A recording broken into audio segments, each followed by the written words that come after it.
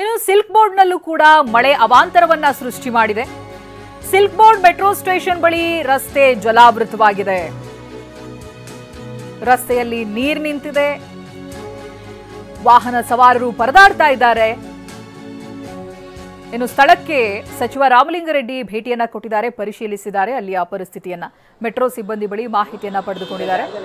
ದೃಶ್ಯದಲ್ಲಿ ಗಮನಿಸ್ತಾ ಇದ್ದೀರಲ್ಲ, ಸಿಲ್ಕ್ ಬೋರ್ಡ್ನಲ್ಲಿ ಆಗಿರುವಂತಹ ಅವಾಂತರ ಇದು. ಮೆಟ್ರೋ ಸ್ಟೇಷನ್ ಬಳಿ ರಸ್ತೆಯೇ ಜಲಾವೃತವಾಗಿದೆ. ನೀವು ಸ್ಪೀಡ್ ಆಗಿ ಎಲ್ಲಿಂದ ಎಲ್ಲಿಗೆ ತಲುಪಬೇಕು ಅಂತ ಹೋಗ್ತಿರೋ ಅಂತ ಮೆಟ್ರೋ ಸ್ಟೇಷನ್ಗಳು ಹೋಗೋದಕ್ಕೂ ಸಾಧ್ಯವಾಗ್ತಾ ಇಲ್ಲ. ಅಂತ ಸ್ಥಿತಿ ಬೆಂಗಳೂರಿನದ್ದು. ಮೆಟ್ರೋ ಸ್ಟೇಷನ್ ರಸ್ತೆ ಸಂಪೂರ್ಣವಾಗಿ ಜಲಾವೃತವಾಗಿದೆ. ರಾಮಲಿಂಗಾರೆಡ್ಡಿ ಅವರು ಮಾತನಾಡಿದ್ದಾರೆ, ಬನ್ನಿ ನೋಡೋಣ. ಬೆಂಗಳೂರಲ್ಲಿ ಸುಮಾರು 10-15 ವರ್ಷದ ಈಚೆಗೆ ಮೊದಲು ಬೆಂಗಳೂರು ಅಷ್ಟು ದೊಡ್ಡದಾಗಿ ಬೆಳೆದಿರಲಿಲ್ಲ. ಅಭಿ ಪಾರ್ಟ್ನರ್ಶಿಪ್ ಫರ್ಮ್ ಸ್ಟಾರ್ಟ್ ಮಾಡಬೇಕಾ ಅಥವಾ ಪ್ರೈವೇಟ್ ಲಿಮಿಟೆಡ್ ಕಂಪನಿ ಸ್ಟಾರ್ಟ್ ಮಾಡಬೇಕಾ? ಕನ್ಫ್ಯೂಷನ್ ಯಾಕೆ? ಒಬ್ಬ ಎಕ್ಸ್ಪರ್ಟ್ ಜೊತೆ ಮಾತಾಡು. ಎಕ್ಸ್ಪರ್ಟಾ? ಎಲ್ಲಿ? Boss Vala. B the boss.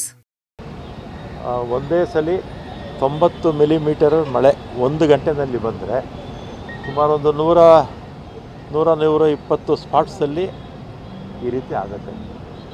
ಅದೇ ಮಳೆ 2-3 ಗಂಟೆ ಸ್ಪ್ರೆಡ್ ಆದರೆ ಈ ಸಮಸ್ಯೆ ಇರಲ್ಲ. ಮೊನ್ನೆ ರಾತ್ರಿ ಎಲ್ಲ ಮಳೆ ಬಿತ್ತು, ಸಮಸ್ಯೆ ಆಗಲ್ಲ.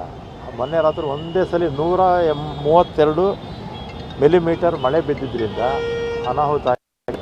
ಆದರೆ ಹೆಚ್ಚು ಮಳೆ ಬಿದ್ದಿದ್ದು ಒಂದು. ಪ್ಲಸ್ ನಾವು ಕೂಡ ಮಹಾನಗರ ಪಾಲಿಕೆಯವರು ನಾವು ಮಹಾನಗರ ಪಾಲಿಕೆ ಕೂಡ ಹಿಂದೆ ಭಾಳ ಹಿಂದೆ ಒಂದೇ ಸರ್ಕಾರದ ಮೇಲೆ ಹೇಳೋಕ್ಕಾಗಲ್ಲ. ಎಲ್ಲ ಸರ್ಕಾರಗಳು ಸೇರಿ ಈ ಬೆಂಗಳೂರಲ್ಲಿ ಏನಾಗಿದೆ. ಇನ್ನು ಕಲಬುರಗಿಯಲ್ಲಿ ಮಳೆಗೆ ಮನೆಯ ಮೇಲ್ಛಾವಣಿ ಕುಸಿದು ಬಿದ್ದಿದೆ. ಚಿಂಚೋಳಿ ತಾಲೂಕಿನ ಲಿಂಗಾನಗರ ತಾಂಡಾದಲ್ಲಿ ಘಟನೆ ನಡೆದಿದೆ. ಮಳೆಯ ಹೊಡೆತಕ್ಕೆ ಸಂಪೂರ್ಣವಾಗಿ ಕುಸಿದು ಹೋಗಿದೆ ಮನೆ. ಅನುಷಾಬಾಯಿ ಎಂಬುವರ ಮನೆಯ ಮೇಲ್ಛಾವಣಿ ಸಂಪೂರ್ಣವಾಗಿ ಕುಸಿದಿದೆ. ನೋಡಿ ಯಾವ ರೀತಿಯಾಗಿ ಕಾಣಿಸ್ತಾ ಇದೆ.